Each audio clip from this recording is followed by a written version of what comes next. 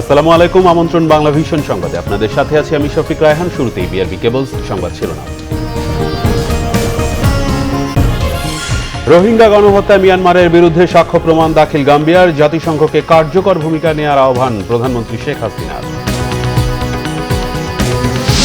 গভীর নিম্নচাপে বৃষ্টি অব্যাহত, যানবাহন সংকট ও জলাবদ্ধতায় জনদুর্ভোগ, এখনই শীত না নামার আভাস। কয়েকটি পণ্যের দাম কিছুটা কমলেও বৈরী আবহাওয়ায় বাজারে ক্রেতা কম, বিক্রি না জমায় হতাশ দোকানদাররা। সীমিত পূজা অর্চনায় সপ্তমী শেষ, করোনার কারণে টেলিভিশন ও ফেসবুকে অঞ্জলি দেওয়ার ব্যবস্থা।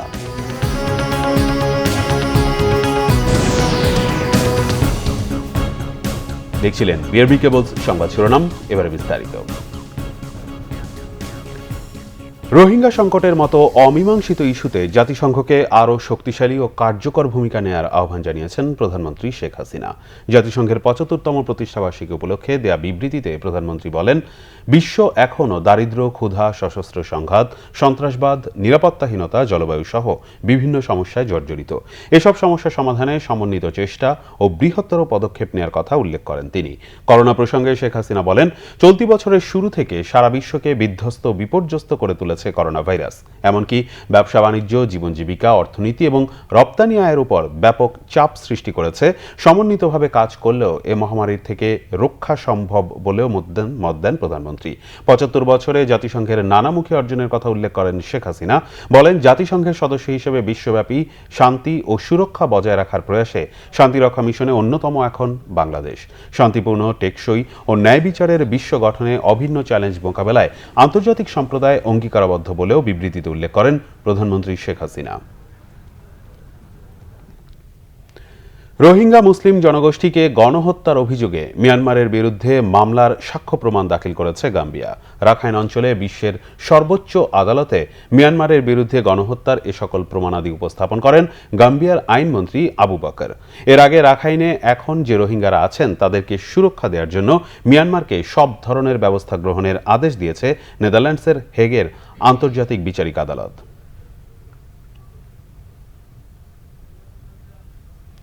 বঙ্গোপসাগরে সৃষ্ট গভীর নিম্নচাপে রূপ নেয় ঘূর্ণিঝড়ের আশঙ্কা নেই বলে জানিয়েছে আবহাওয়া অফিস। তবে এর প্রভাবে আগামীকালও বৃষ্টি হওয়ার সম্ভাবনা রয়েছে। এদিকে চট্টগ্রাম, কক্সবাজার, মংলা ও পায়রা বন্দরকে ৪ নম্বরের পরিবর্তে ৩ নম্বর সতর্ক সংকেত দেখাতে বলেছে আবহাওয়া অফিস। নিম্নাঞ্চলের মানুষকে সতর্ক থাকতে হবে আরও ৩৬ ঘন্টা। নিম্নচাপের প্রভাবে ভোর থেকেই সারা দেশে আকাশ মেঘাচ্ছন্ন। থেমে থেমে হচ্ছে হালকা থেকে মাঝারি বৃষ্টিপাত, কোথাও কোথাও ভারী বর্ষণও হচ্ছে। বৈরী আবহাওয়া উপেক্ষা করেই যাদের পথে নামতে হয়েছে তারা পড়েন বিপাকে। বাস টাস পাওয়া যাচ্ছে না, মানে টোটালটাই একবারে গোসল করে নিয়েছি। আমার বাসা থেকে আসলে বৃষ্টি এতটা হচ্ছে এটা বোঝাও যায় না, কিন্তু বাসা থেকে বের হয়েই দেখি এমন বৃষ্টি হচ্ছে, আসলে আমার দুর্ভাগ্য করে আমার ছাতাটাও ভাঙে আর কি। আবহাওয়া অফিস বলছে শুক্রবার দিনভর বৃষ্টিপাত হবে, শনিবার বৃষ্টির পরিমাণ কিছুটা কমে আসবে। উপকূলীয় জেলা সাতক্ষীরা, খুলনা, বাগেরহাট, ঝালকাঠি, পিরোজপুর, বরগুনা, পটুয়াখালী, বরিশাল, লক্ষ্মীপুর, চাঁদপুর, নোয়াখালী, ফেনী ও চট্টগ্রাম এবং তাদের অদূরবর্তী দ্বীপ ও চরাঞ্চলগুলোর নিম্নাঞ্চল স্বাভাবিক জোয়ারের চেয়ে ৩ থেকে ৫ ফুট অধিক উচ্চতার বায়ুতাড়িত জলোচ্ছ্বাসে প্লাবিত হতে পারে। নিম্নচাপটির প্রভাবে চট্টগ্রাম, খুলনা, বরিশাল, ঢাকা, সিলেট, ময়মনসিংহ, রংপুর ও রাজশাহী বিভাগের অনেক স্থানে ভারী থেকে অতি ভারী বর্ষণ হতে পারে। এখন যে নিম্নচাপটি হয়েছে এটি ঘূর্ণিঝড়ে শক্তিশালী হয়ে ঘূর্ণিঝড়ে পরিণত হওয়ার আর কোনো সম্ভাবনা নেই। ৩৬ ঘন্টা সময় এই নিম্নচাপের প্রভাবে সারা দেশেই আসলে ভারী থেকে অতি ভারী বর্ষণ, বজ্রপাত এগুলো ঘটবে এবং এরপরে ধীরে ধীরে এর প্রভাব কমে যাবে এবং বৃষ্টিপাতও কমে যাবে। তবে সহসাই শীত নামছে না, বরং নিম্নচাপ পরবর্তী সময়ে তাপমাত্রা ওঠানামা করবে বলেও জানিয়েছে আবহাওয়া অধিদপ্তর। একেবারে শীতকালীন আবহাওয়া হবে না, মানে শীতকালে আমরা যে তাপমাত্রাটা অনুভব করি সেটি হবে না। 15ই নভেম্বর পর্যন্ত তাপমাত্রার উঠানামা থাকবে, কখনো কখনো গরম মনে হবে, কখনো কখনো ঠান্ডা মনে হবে। উত্তর বঙ্গোপসাগর ও গভীর সাগরে অবস্থানরত সকল মাছ ধরার নৌকা ও ট্রলারকে পরবর্তী নির্দেশ না দেয়া পর্যন্ত নিরাপদ আশ্রয়ে থাকতে বলা হয়েছে। শিহাব হোসেন, বাংলাভিশন, ঢাকা। বঙ্গোপসাগরে সৃষ্ট গভীর নিম্নচাপের প্রভাবে সাগর মাঝারি ধরনের উত্তাল রয়েছে। টানা বৃষ্টিতে মংলা উপকূলীয় এলাকায় তলিয়ে গেছে মাছের ঘের। উপকূলীয় এলাকার বৃষ্টির সাথে বইছে দমকা হাওয়া। জোয়ারের পানি স্বাভাবিকের চেয়ে 3 থেকে 5 ফুট বাড়তে পারে বলে জানিয়েছে পানি উন্নয়ন বোর্ড। চট্টগ্রামে সকাল থেকে থেমে থেমে বৃষ্টি হচ্ছে, ফলে দুর্ভোগ বেড়েছে নগরবাসীর। সাপ্তাহিক ছুটির সাথে বৃষ্টি যুক্ত হওয়ায় রাস্তাঘাটে লোকজনের উপস্থিতি ছিল কম। বৃষ্টির কারণে চট্টগ্রাম বন্দরের বহির্নোঙরে মাদার ভেসেল থেকে লাইটার জাহাজে পণ্য খালাস কাজে বিঘ্ন ঘটেছে। এছাড়া চট্টগ্রাম, কক্সবাজার ও পায়রা বন্দরে 4 নম্বরের পরিবর্তে 3 নম্বর সতর্ক সংকেত দেখাতে বলেছে আবহাওয়া অফিস। 2 দিনের টানা বৃষ্টিতে মোংলা উপকূলীয় এলাকায় মৎস্য ঘেরগুলো তলিয়ে গেছে। এতে ক্ষতির মুখে পড়েছে চাষিরা। এছাড়া মোংলা রাস্তাঘাটে পানি ওঠায় ভোগান্তিতে পড়েছে স্থানীয় বাসিন্দারা। রাইতের 1টা হইতে বর্ষা শুরু হয়েছে, ঘের পাতারি রাস্তাঘাট সব তলায় গেছে। পিছনে যে রাস্তাটা, ওই রাস্তাটা পুরো বাড়ির তলায় গেছে, মানুষের ঘরে ঘরে পানি উঠছে। বৈরী আবহাওয়ার কারণে দুর্ঘটনা এড়াতে মুন্সিগঞ্জের শিমুলিয়া কাঁঠালবাড়ি নৌ রোডে লঞ্চ ও স্পিড বোট চলাচল বন্ধ রেখেছে ঘাট কর্তৃপক্ষ। দেখানো হয়েছে 2 নম্বর বিপদ সংকেত। এদিকে বৈরী আবহাওয়া ও নদী বন্দরে 2 নম্বর সতর্ক সংকেত থাকায় বরিশাল অভ্যন্তরীণ রুটে লঞ্চ চলাচল বন্ধ করে দিয়েছে বাংলাদেশ অভ্যন্তরীণ নৌ পরিবহন কর্তৃপক্ষ। এতে বিপাকে পড়েছে নদীপথের অভ্যন্তরীণ রুটের যাত্রীরা। অন্যদিকে পটুয়াখালী, বরগুনা, ভোলা সহ উপকূলীয় এলাকায় বৃষ্টির সাথে বইছে দমকা হাওয়া। এতে জোয়ারের পানি স্বাভাবিকের চেয়ে 3 থেকে 5 ফুট বাড়তে পারে বলে জানিয়েছেন পানি উন্নয়ন বোর্ড। শর্মিলা কেয়া, বাংলাভিশন, নিউজ ডেস্ক। বৈরী আবহাওয়ায় শিমুলিয়া কাঁঠালবাড়ি রুটের ফেরি বন্ধ থাকায় মানিকগঞ্জের পাটুরিয়া ফেরিঘাটে তৈরি হয়েছে তীব্র যানজট। পারাপারের অপেক্ষায় পণ্যবাহী ট্রাক সহ সহস্রাধিক ছোট বড় যানবাহন। চরম দুর্ভোগে দেশের দক্ষিণ ও পশ্চিমাঞ্চলের 21 জেলার যাত্রীরা। শিমুলিয়া কাঁঠালবাড়ি নৌপথে ফেরি চলাচল বন্ধ থাকা এবং পূজার ছুটির কারণে এ অবস্থার সৃষ্টি হয়েছে। বিআইডব্লিউটিসির আরিচা কার্যালয়ের উপমহাব্যবস্থাপক জিল্লুর রহমান জানান, পাটুরিয়া ঘাট এলাকায় প্রায় 1500 যানবাহন পারের অপেক্ষায় আছে। বাস ও ছোট গাড়িগুলো অগ্রাধিকার ভিত্তিতে পার করা হচ্ছে। পাটুরিয়া দৌলতদিয়া নৌ রুটে ছোট বড় মোট 19টি ফেরির মধ্যে 18টি ফেরি দিয়ে যানবাহন পারাপার করা হচ্ছে। মুন্সিগঞ্জের লৌহজংয়ে পদ্মায় ইঞ্জিন চালিত জেলেদের নৌকাডুবির ঘটনায় নিখোঁজ 2 শিশুকে জীবিত উদ্ধার করেছে নৌপুলিশ। সকাল 11টায় মুন্সিগঞ্জের লৌহজং উপজেলার কালিকালচর চরের কাছে এ দুর্ঘটনা ঘটে। মাওয়া নৌ পুলিশ ফাঁড়ি কর্মকর্তা জানিয়েছেন, শুক্রবার সকালে জেলেরা মাছ ধরতে পদ্মার লৌহজংয়ে যাচ্ছিল, কিন্তু বৈরী আবহাওয়ার কারণে পদ্মা নদী উত্তল থাকায় কালিকালচরের কাছে গিয়ে নৌকাটি ডুবে যায়। এ সময় বড় 4 জেলে সাঁতরে পারে উঠতে পারলেও 2 শিশু নিখোঁজ হয়। পরে 2 ঘন্টা অভিযান চালিয়ে তাদেরকে জীবিত উদ্ধার করে নৌপুলিশ। বৃষ্টির প্রভাবে বাজারে কমতে শুরু করেছে বেশিরভাগ পণ্যের দাম। বিশেষ করে ক্রেতার উপস্থিতি কম থাকায় আলু, পেঁয়াজ সহ অনেক সবজির দাম গত সপ্তাহের চেয়ে কম দামে বিক্রি হচ্ছে। তবে বেশ কিছুদিন ধরে দর নাগালের বাইরে চলে যাওয়ায় নাভিশ্বাস সাধারণ মানুষের। টানা বৃষ্টিতে শুক্রবার বন্ধের দিনেও অনেকটাই ভিন্ন চেহারায় দেশের বৃহত্তম পাইকারি বাজার। ক্রেতা সাধারণের দেখা না পাওয়ায় কমেছে অধিকাংশ নিত্যপণ্যের দর। বিশেষ করে আলু ও পেঁয়াজের বাজারে কমেছে উত্তাপ। গত সপ্তাহেও 80 থেকে 82 টাকা দরে বিক্রি হওয়া পেঁয়াজ মিলছে 72 থেকে 76 টাকা কেজিতে। একটু কমছি, একটু কম পাইছি, 2-4-5 কম পাইছি, ওইভাবে তো কম নাই। দেশি পাবনা যেটা সেটা আপনার 75 থেকে 76 টাকা কেজি, আর ফরিদপুর হাইব্রিড যেটা সেটা 72 থেকে 73 টাকা। যে আলুর দাম নিয়ে হইচই সেটিও কমেছে আগের চেয়ে। প্রতি কেজি বিক্রি হচ্ছে 35 থেকে 40 টাকায়, তবে সেটি খুচরা বাজারে গিয়ে বাড়ছে আরেক দফা দাম। আসলে আমরা তো হিমশিম খাচ্ছি আর কি, যারা সাধারণ ইনকাম করে তাদের জন্য খুবই কষ্ট করে চলা। সরকার রেট দিয়েছিল 30 টাকা কেজি, আমরা 30 টাকা পাইছি, আমরা 35 টাকা বিক্রি করতেছি খুচরা। এদিকে শাকসবজির দামও পড়তির দিকে, তবে আগে থেকে বাড়তে থাকা চড়া দামই কিনতে হচ্ছে সবাইকে। বিশেষ করে ঝাল যেন কমছেই না কাঁচামরিচের। 100 টাকা 80 টাকা 40টা 60টা নিচে কোনো তরকারি নেই। 7 থেকে 15 দিন ধরে দেখছি যে সবজি বাজারের দাম চড়া। এই সপ্তাহে বাজার একটু কমই যাচ্ছে বাজার। কারণ হচ্ছে ফসল হয়তো আমদানি হইতেছে, আবার বেচা কেনা একটু কম হইতেছে, এটার লেগে। আলু পেঁয়াজ যখন দাম কমে গেছে স্যার, আলুর কেজি 35, আর কত হস্তা খাইবেন স্যার? বহুত খাইছেন হস্তা। নানা অজুহাতে নিজ পণ্যের দাম বাড়ালেও অন্যের বিক্রি করা পণ্যের দাম বাড়ায় আবার অখুশি ওই ব্যবসায়ী। শুধু পেঁয়াজ নিয়ে পড়ে থাকলে তো হবে না। আপনি দেখেন বাংলাদেশের অবস্থা দেখেন, পেঁয়াজ, আলু, আদা, রসুন, ইভেন শীতের সবজিগুলা, যাবতীয় সব কিছু আপনার কোনটার দামটা ঠিক আছে, কোনটাই ঠিক নেই। সাধারণ মানুষ চান একটা স্থিতিশীল বাজার পরিস্থিতি। চলমান আবহাওয়া পরিস্থিতিতে কখন যে রোদ উঠবে আর কখন নামবে বৃষ্টি জানে না কেউই। ঠিক তেমনি পর্যাপ্ত বাজার ব্যবস্থাপনার অভাবে প্রায় প্রতি বছরই কোনো না কোনো নিত্যপণ্যের বাজারে তৈরি হয় চরম অরাজকতা, আর এর ফলে লাখ লাখ কোটি কোটি টাকা হাতিয়ে নেয় একটি অসাধু ব্যবসায়ী গোষ্ঠী, আর ভোগান্তির শিকার হয় সাধারণ মানুষ। মিজানুর রহমান সবুজ, বাংলা ভিশন, ঢাকা। আওয়ামী লীগ সাধারণ সম্পাদক ওবায়দুল কাদের বলেছেন, বাজারে সিন্ডিকেট আছে, তবে সিন্ডিকেট মোকাবেলায় সরকার ব্যর্থ নয়। ধানমন্ডিতে দলের সভানেত্রীর কার্যালয়ে সহযোগী সংগঠনগুলোর নেতাদের সাথে মতবিনিময় সভায় তিনি এসব কথা বলেন। বিএনপির পুনর্নির্বাচনের দাবি অযৌক্তিক মন্তব্য করে ওবায়দুল কাদের আরও বলেন, সব সময় বিএনপি নেতারা নির্বাচনকে বিতর্কিত করতে চায়।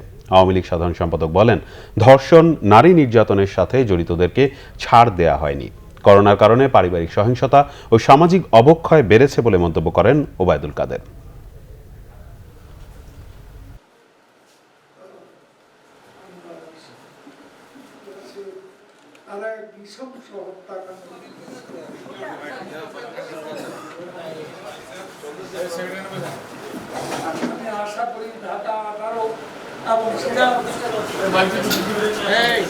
বারে বারে নির্বাচন আন্দোলনে প্রত্যাখ্যাত হয়ে বারবার নতুন করে আন্দোলনে ডাক দিচ্ছে।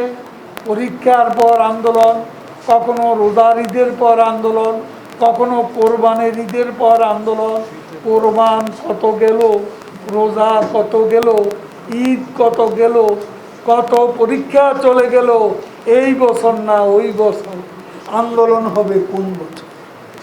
আমি সেটাই আজকে বিএনপি মহাসচিবের কাছে জানতে চাই।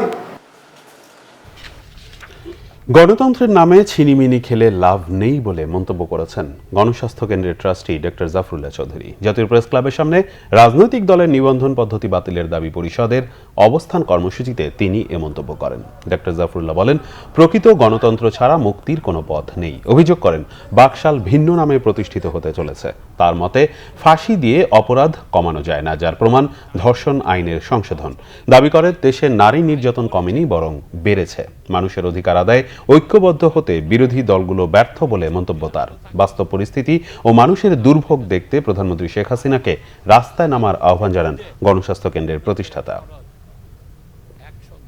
একটা ভিন্ন নামে বাকশাল দেশে প্রতিষ্ঠিত হতে চলেছে, এটা চলতে পারে না।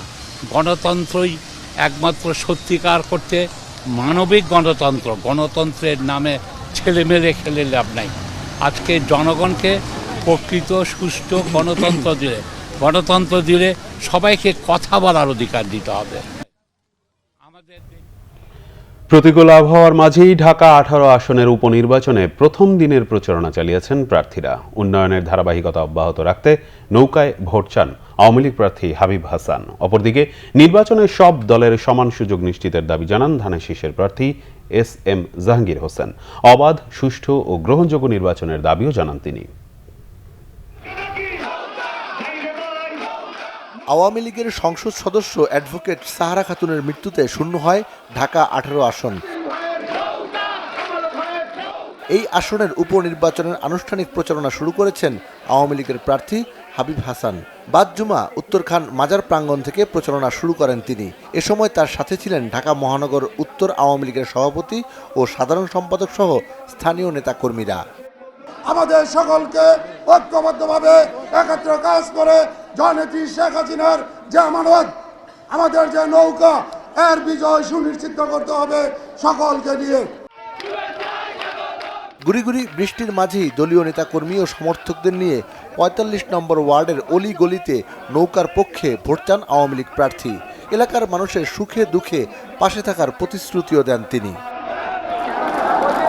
এদিকে উত্তরার ৭ নম্বর সেক্টরের ১ নম্বর সড়কের কেন্দ্রীয় জামে মসজিদে জুমার নামাজ পড়ে প্রচারণা শুরু করেন বিএনপি দলীয় প্রার্থী এস.এম. জাহাঙ্গীর হোসেন। এ সময় দলের কেন্দ্রীয় নেতারাও ধানের শীষের পক্ষে ভোট চান।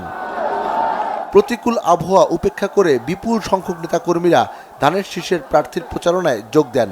জনগণের অধিকার আদায়ের শেষ দিন পর্যন্ত নির্বাচনের মাঠে থাকার কথা জানান বিএনপির প্রার্থী। ভোটারদের নির্ভয়ে ভোট কেন্দ্রে যাবার আহ্বানও জানান তিনি। আজকে আপনারা দেখেন মানুষ ভোট দেওয়ার জন্য কিভাবে মুখিয়ে আছে, দীর্ঘদিন ভোট দিতে পারে না। সেই জন্য মানুষ চায় আগামী 12 তারিখ ভোট দিয়ে নির্বাচিত করবে ধানের শীষকে, বেগম খালেদা জিয়ার প্রার্থীকে। আগামী 12ই নভেম্বর ঢাকা 18 আসনের উপনির্বাচন অনুষ্ঠিত হবার কথা রয়েছে। সিকান্দার রেমান, বাংলাভিশন, ঢাকা। পূজা অর্চনা ও অঞ্জলি অর্পণের মধ্য দিয়ে শেষ হলো সপ্তমী পূজা।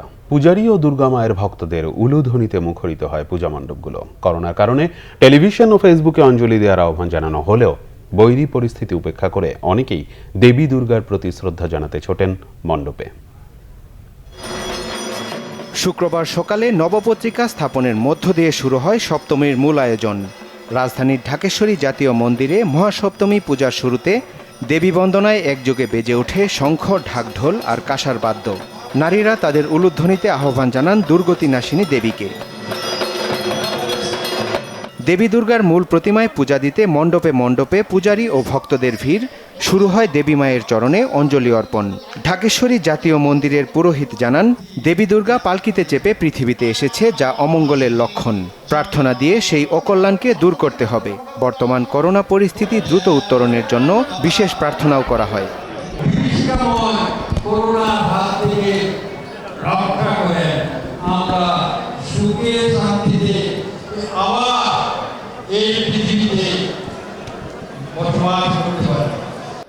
মন্দিরে দুর্গার ভক্তরা সকল আসরিক শক্তির বিরুদ্ধে বিজয় ও মানুষের কল্যাণ প্রতিষ্ঠার প্রার্থনাও করেন।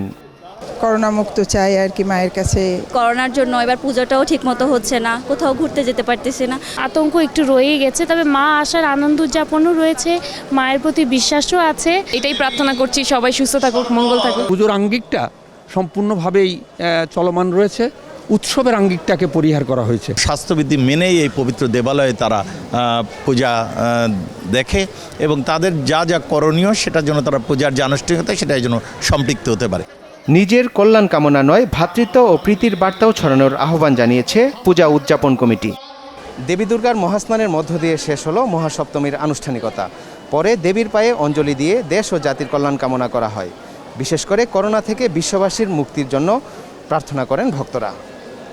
রিয়াদ তালুকদার, বাংলাভিশন, ঢাকা।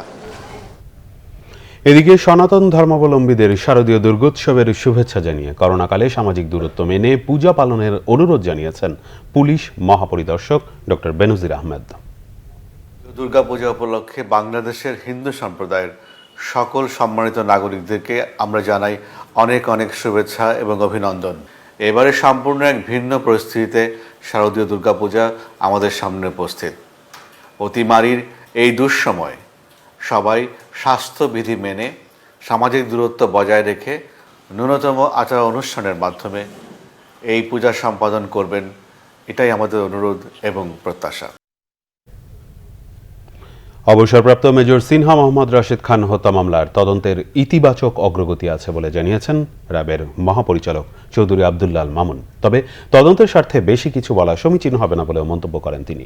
রাজধানীর রমনা কালী মন্দিরে দুর্গাপূজা উপলক্ষে মন্দির পরিদর্শন শেষে সাংবাদিকদের এক প্রশ্নের জবাবে একথা বলেন র্যাব ডিজি। গত ঈদ উল আজহার আগের রাতে টেকনাফে শামলাপুর চেকপোস্টে পুলিশের গুলিতে নিহত হন মেজর সিনহা। ওই ঘটনায় টেকনাফ থানার ভারপ্রাপ্ত কর্মকর্তা প্রদীপ কুমার, ফাঁড়ি ইনচার্জ লিয়াকত আলী সহ এখন পর্যন্ত 14 জনকে গ্রেফতার করেছে র্যাব। কুয়েতের মোট জনসংখ্যার 70 ভাগই বিদেশি নাগরিক। দেশটি চাচ্ছে বিদেশিদের সংখ্যা 30 ভাগে নামিয়ে আনতে। এতে করে অর্ধেক বাংলাদেশি ফেরত আসার আশঙ্কা করছেন বিশ্লেষকরা। তবে দেশটির বাংলাদেশের রাষ্ট্রদূত জানিয়েছেন, নতুন আইন মানে এখনই বিদেশিদের ফিরিয়ে দেবে এমনটি নয়। তেল সমৃদ্ধ অর্থনৈতিক দেশ কুয়েত। দেশটিতে মোট জনসংখ্যা ৪৮ লাখের মতো, এর মধ্যে ৩৪ লাখই বিদেশি, অর্থাৎ মোট জনসংখ্যার ৭০ ভাগই বিদেশি নাগরিক। মঙ্গলবার অভিবাসী বিষয়ক নতুন এক আইন পাশ করেছে কুয়েতের জাতীয় সংসদ। এর মূল উদ্দেশ্য বিদেশি নাগরিকদের সংখ্যা কমিয়ে ৩০ ভাগ করা। কুয়েতে অন্তত ৩.৫ লাখ বাংলাদেশি রয়েছে। নতুন এই আইনে কতটা প্রভাব পড়তে পারে এই প্রবাসীদের ওপর, এমন প্রশ্ন ছিল দেশটিতে বাংলাদেশের রাষ্ট্রদূতের কাছে। সব আমলে নিয়েই তারা একটা প্রজেক্ট প্রপোজ করবে যে হ্যাঁ আমার আগে ছিল 3.4 মিলিয়ন, সো এটা আমরা 1 মিলিয়ন বা 2 মিলিয়ন বা 3 মিলিয়ন করব। কিন্তু এটা কোন দেশের কত এই কোটা সিস্টেমটা থাকবে না। এমনও হতে পারে 2 মিলিয়নের মধ্যে হয়তো 1 মিলিয়নই বাংলাদেশ হতে পারে, আবার 50,000 হতে পারে। এটা এমন না যে কালকে থেকে কিছু একটা হবে। শ্রম অভিবাসন বিশ্লেষকরা মনে করছেন নতুন আইনের দীর্ঘমেয়াদী নেতিবাচক প্রভাবে ক্ষতিগ্রস্ত হতে পারে বাংলাদেশি কর্মীরা। তাই কর্মীদের সুরক্ষায় এখনই কূটনৈতিক তৎপরতা বাড়াতে হবে। এখন আমাদের যে দায়িত্বটা হচ্ছে খুব গুরুত্ব সহকারে যে আমাদের মাইগ্রেশন ডিপ্লোমেসির মাধ্যমে তাদেরকে বোঝাতে হবে তোমরা তোমাদের 70% কর্মী কমাবা ফরেন ওয়ার্কারকে, কিন্তু বাংলাদেশি ওয়ার্কার কমিও না, কারণ আমরা একটা মুসলিম ভ্রাতৃপ্রতি দেশ, তোমাদের সাথে আমাদের বাণিজ্যিক সম্পর্ক, আমাদের কূটনৈতিক সম্পর্ক, আমরা সব দিক থেকে তোমাদের সাথে যে কোনো ওয়াইসি সহ সর্বক্ষেত্রে তোমাদেরকে সমর্থন করি। সেই জায়গাটা অত্যন্ত গুরুত্ব সহকারে খুব দ্রুততার সঙ্গে পররাষ্ট্র মন্ত্রণালয় এবং প্রবাসী কল্যাণ মন্ত্রণালয়কে দ্রুত তাদের সাথে প্রয়োজনে ছুটে যেতে হবে। প্রবাসী কল্যাণ ও বৈদেশিক কর্মসংস্থান মন্ত্রণালয়ের সচিব বললেন বিষয়টি গুরুত্বের সাথে দেখছেন তারা। এ বিষয়ে কি করণীয় তা ঠিক করতে শিগগিরই আন্তঃমন্ত্রণালয় সভা করার কথা জানান তিনি। বিষয়টি নিয়ে আমরা এই সংশ্লিষ্ট ডিপ্লোম্যাটিক চ্যানেলে কথা বলবো যে এখানে আমাদের যারা আছেন তারা যেন কোনো ধরনের অসুবিধায় না পড়েন। আমরা আগামী ২৭ তারিখে আমাদের আন্তঃমন্ত্রণালয় একটি মিটিং আছে, সেখানেও আমরা বিষয়টি নিয়ে আলোচনা করব। অন্যদিকে বাংলাদেশের আরেকটি বড় শ্রমবাজার ওমানেও বিদেশি কর্মী কমানোর প্রস্তাবনা দিয়েছে দেশটির সংশ্লিষ্ট মন্ত্রণালয়। নিজেদের নাগরিকদের কাজে লাগাতেই এই উদ্যোগ বলে জানিয়েছে দেশটি। Miraj Hossain Gazi, Bangla Vision, Dhaka. Senior junior দ্বন্দ্বে ধারালো ছুরি দিয়ে কুপিয়ে আহত করা হয় কিশোর জব্বারকে। পরে হাসপাতালে চিকিৎসাধীন অবস্থায় একদিন পর মারা যায় সে। পুলিশ 2 আসামিকে গ্রেফতার করলেও পরিবারের দাবি 4 আসামি এখনও অধরা, যারা হুমকি দিচ্ছে মামলা তুলে নিতে। বিস্তারিত জানাচ্ছেন জিয়া খান। 4 থেকে 5 জন কিশোর আরেক কিশোরকে মারধর করছে। সিসিটিভির ফুটেজ তাই বলছে। মারধরের এক পর্যায়ে ইমন নামে এক কিশোর জব্বারকে ছুরি মারে। চিকিৎসাধীন অবস্থায় পরদিন মারা যায় জব্বার। রাজধানীর দক্ষিণ রাজারবাগে গেল 7 সেপ্টেম্বরের রাতে ঘটনার প্রত্যক্ষদর্শীরা বলছেন দ্বন্দ্বে জড়ানো কিশোররা সবাই সমবয়সী, একসাথে চলতো তারা। বয়স 14, 15, 16 এরকম হবে সবগুলারই। এরা কি করে? এই প্রিন্টিং এর কাজ করতো আর কি, যে ছাপাখানায় কাজ করতো, সবগুলো একাত্রে বোধহয় কাজ করে। সামান্য বিষয় নিয়ে কথা কাটাকাটির জেরে ঘটে যায় খুনের ঘটনা। বন্ধু বান্ধব সবাই মিলে যাইতেছি, এখানে আমাদের আটকেস ওর মা, ওর ছোট বোন আর ছোট ভাই ইমন। 2-1 কথা করতে গালাগালি করতেছে জব্বারে। গালাগালির পরে জব্বারে করতেছে আমার গালাগালি করিস না, যা কর ক। সিনিয়র দুনিয়া নিয়ে মারার পাইছিল। এ ভাই অতেন সিনিয়র আসলো আর ওকে থাপ্পড় মারছি দেখি ও ছোট ভাই চক আটটাছিল। এটা আটটার পর 2 জনের দক্ষ দিয়ে করতে করতে ওর ভাই পেন দেখি ছুরি মারছে। ঘটনার 2 দিন পর ইমনকে আসামি করে মামলা করা হয় সবুজবাগ থানায়, কিন্তু বাদীর অভিযোগ ইমন ছাড়াও আরো 4 জন হত্যায় জড়িত, যাদের বিরুদ্ধে মামলা নেয়নি পুলিশ। আজকে 42 দিন আমার চোখের সামনে আসামি ঘুরে বেড়ায়, আমার বাসার মধ্যে এসে আমার আক্রমণ করে, আমার মারধর করে যায় সকাল 6টা বাজে আইয়ে। এও থানার মধ্যে কোনো বিচার পাই না, থানায় গেলে আমার আর উল্টো ধমকি দেয়। কিশোর গ্যাং কালচার এই মায়ের বুক থেকে কেড়ে নিয়েছে সন্তানকে, যার বিচার চান তিনি। তোমার কাছে আমি সুখী বিশেষ চাই, আমি আর কিছু চাই না। যারা আপনার সন্তানকে মারছে সবাই কি অ্যারেস্ট হয়েছে? 2 জন অ্যারেস্ট হয়েছে, আর এবারে আমার সামনে দিয়ে বেড়ে দিচ্ছে। এখন কোনো কিছু ধরার মতো ধরে না কেউ। জব্বারের মতো আরো কত কিশোর যে গ্যাং কালচারের বলি হচ্ছে তার হিসেব কে রাখছে? জিয়া খান, বাংলা ভিশন, ঢাকা। দেশে করোনা ভাইরাসে আরও 14 জনের মৃত্যু হয়েছে। এ নিয়ে মৃত্যুর সংখ্যা বেড়ে 5,761 জনে দাঁড়িয়েছে। শুক্রবার স্বাস্থ্য অধিদপ্তরের দেওয়া প্রেস বিজ্ঞপ্তিতে জানানো হয়, গেল একদিনে মৃতদের মধ্যে পুরুষ 13 এবং নারী জন। নতুন 14,119টি নমুনা পরীক্ষায় 1,586 জনের করোনা শনাক্ত হয়েছে। এ নিয়ে দেশে মোট আক্রান্ত 3,96,413 জন। গত একদিনে নতুন 1,533 জন সহ মোট সুস্থ হয়েছে 3,12,065 জন। মৃত্যুর হার 1.45, শনাক্তের হার 11.23, সুস্থতার হার 78.72%।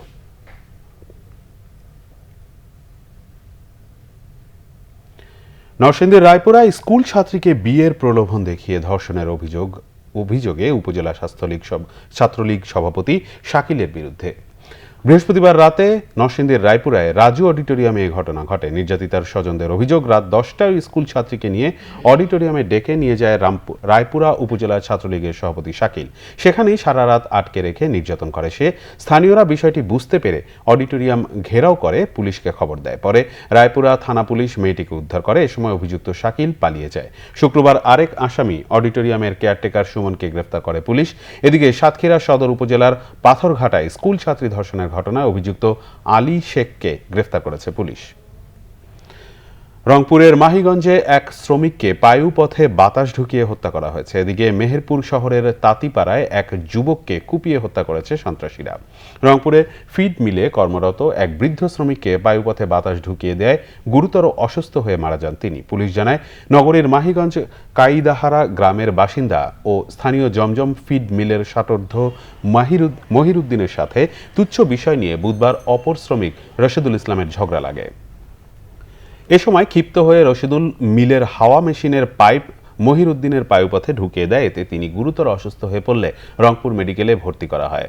অবস্থার অবনতিতে নেওয়া হয় আইসিইউতে। শুক্রবার সকালে তার মৃত্যু হয়। এদিকে মেহেরপুর শহরে শুক্রবার মধ্যরাতে বাড়ি ফেরার পথে মাথায় ধারালো অস্ত্র দিয়ে আঘাত করে হত্যা করা হয় সমাজসেবা অধিদপ্তরের এক স্টাফকে। নিহত যুবকের নাম ফারুক হোসেন। নিহত ফারুকের পিতা শওকত আলী জানান, কাজ শেষে বাড়ি ফেরার পথে তাকে শহরের তাঁতিপাড়ার কাছে হত্যা করে পালিয়ে যায় সন্ত্রাসীরা। পুলিশ ঘটনাস্থল ঘুরে দেখেছে। হত্যাকারীদের গ্রেফতারে পুলিশের একাধিক টিম মাঠে নেমেছে। হত্যার কারণ এখনো জানা যায়নি। ব্রাহ্মণবাড়িয়ার নবীনগরে যুবদলের সভায় লাঠিচার্জ করেছে পুলিশ। এতে কেন্দ্রীয় নেতা সহ 25 জন আহত হয়েছেন। শুক্রবার বিকেলে পৌর শহরের আলিয়াবাদ মদন মেম্বারের বাড়িতে সাংগঠনিক সভা করে উপজেলা যুবদল। জেলা বিএনপির নেতাদের দাবি, এ সময় পুলিশ লাঠিচার্জ ও গুলি চালায়। আহতদের জেলা সদর হাসপাতাল সহ বিভিন্ন হাসপাতালে চিকিৎসা দেওয়া হয়েছে। আহতরা হলেন যুবদলের কেন্দ্রীয় কমিটির সহ সভাপতি জাকির হোসেন সিদ্দিকী ও জেলা যুবদল সভাপতি শামীম মোল্লা, সহ সভাপতি রাশেদুল হক রাশেদ ও তাজুল ইসলাম বাবুল। পুলিশ জানিয়েছে, সভার কোনো অনুমতি ছিল না। নারায়ণগঞ্জের রূপগঞ্জে একটি রডের কারখানায় গলিত লোহা শরীরে পড়ে 2 শ্রমিকের মৃত্যু হয়েছে। দগ্ধ হয়েছেন আরও 4 শ্রমিক। গুরুতর দগ্ধ 2 শ্রমিককে শেখ হাসিনা জাতীয় বার্ন অ্যান্ড প্লাস্টিক সার্জারি ইনস্টিটিউটে চিকিৎসা দেওয়া হচ্ছে। বৃহস্পতিবার রাতে উপজেলার বরপায়া এলাকার প্রিমিয়ার স্টিল অ্যান্ড রি-রোলিং মিল কারখানায় এ দুর্ঘটনা হয়। প্রত্যক্ষদর্শীরা জানায়, কারখানার একটি চুল্লিতে লোহা তৈরির জন্য ভাঙাড়ির বান্ডিল গলানো হচ্ছিল। বান্ডিলে থাকা একটি বস্তু বিস্ফোরিত হলে গলিত লোহা শ্রমিকদের শরীরে পড়ে। এ সময় শ্রমিকদের গায়ে কোনো সুরক্ষা পোশাক ছিল না। এতে ঘটনাস্থলেই মিজানুরের মৃত্যু হয়। শুক্রবার বিকেলে ঢাকা মেডিকেল কলেজ হাসপাতালে মারা যান ফাহিম নামে আরও এক শ্রমিক।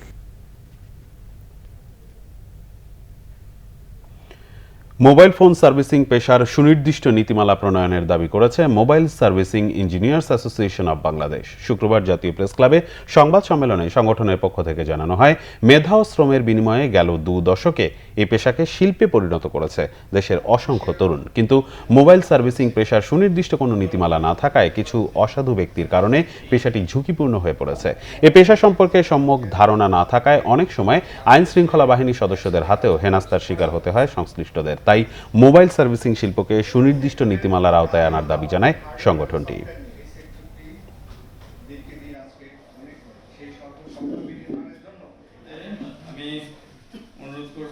এবার ক্লেমন খেলার সংবাদ।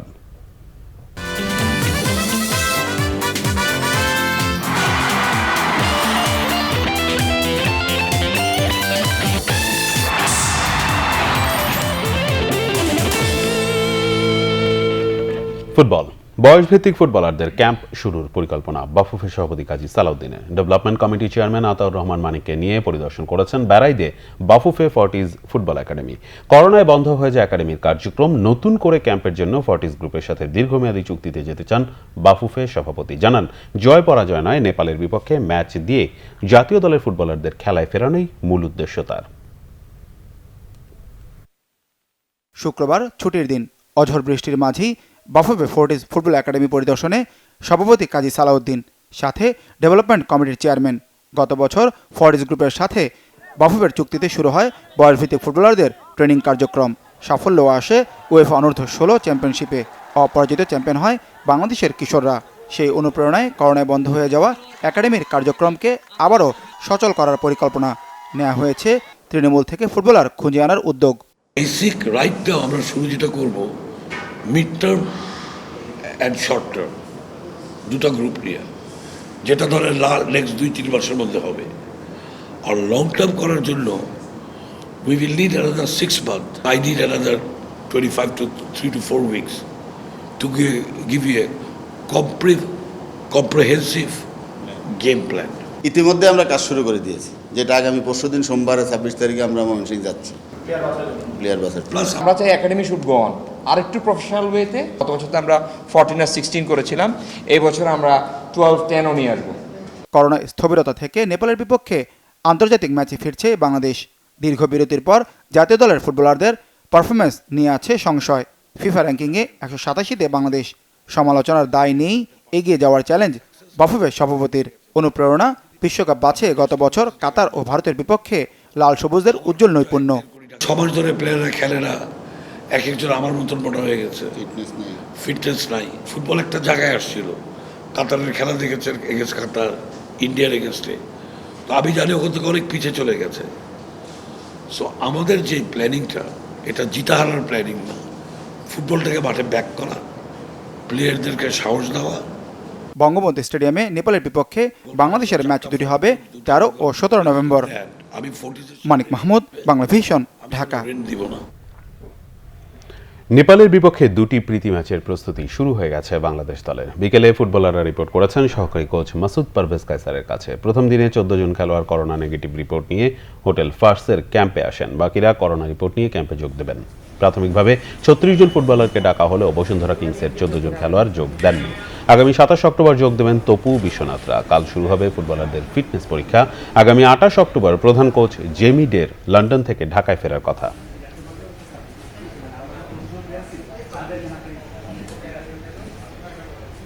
13 তারিখ আর 17 তারিখে ম্যাচ খেলতে হবে, তো অবশ্যই আমরা জিততে চাইব এবং সেটার জন্য যত ধরনের চ্যালেঞ্জই নিতে হয় না কেন, সেটা আমরা আসলে প্লেয়াররা সেটা আমরা নিতে চাই এবং সবাই মিলে আসলে কাজ করতে চাই, যেন আসলে আমরা খুব দ্রুত রিকভারিটা করতে পারি। সংবাদ শেষ করব বিআরবি কেবল শিরোনামগুলো আরেকবার জানিয়ে। রোহিঙ্গা গণহত্যায় মিয়ানমারের বিরুদ্ধে সাক্ষ্য প্রমাণ দাখিল গাম্বিয়ার। জাতিসংঘকে কার্যকর ভূমিকা নেওয়ার আহ্বান প্রধানমন্ত্রী শেখ হাসিনা। গভীর নিম্নচাপে বৃষ্টি অব্যাহত, যানবাহন সংকট ও জলাবদ্ধতায় জনদুর্ভোগ। এখনই শীত না নামার আভাস। কয়েকটি পণ্যের দাম কিছুটা কমলেও বৈরী আবহাওয়ায় বাজারে ক্রেতা কম, বিক্রি না জমায় হতাশ দোকানদাররা।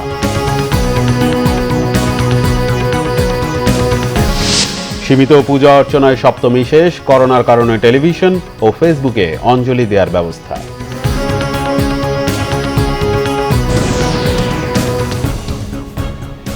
এই ছিল এখনকার মতো। পরের সংবাদ রাত 1টায় দেখার আমন্ত্রণ রইল। এছাড়া বাংলা ভিশন সংবাদ ও সংবাদ সংশ্লিষ্ট অনুষ্ঠান দেখতে লগ ইন করুন facebook.com/বাংলাভিশন এবং সাবস্ক্রাইব করুন youtube.com/বাংলাভিশন নিউজ। ততক্ষণ সাথে থাকায় ধন্যবাদ।